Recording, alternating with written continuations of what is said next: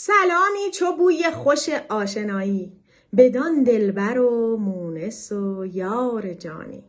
دوستان عزیزم، یک سوالی که همه شما از من میپرسید این هست که لازمه که به دوستامون این بیزینس رو معرفی کنیم یا اقوام یا آشنایان یا افرادی رو بیاریم توی این بیزینس؟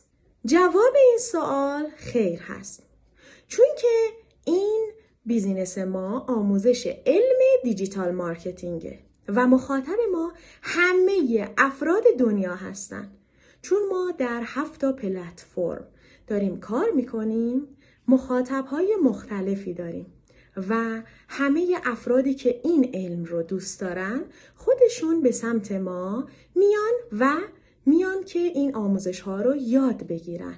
امیدوارم که شما هم هر چه سریعتر تصمیمتون رو بگیرین و در وبسایت من نام و ایمیلتون رو بگذارید. شاد و سربلند باشید.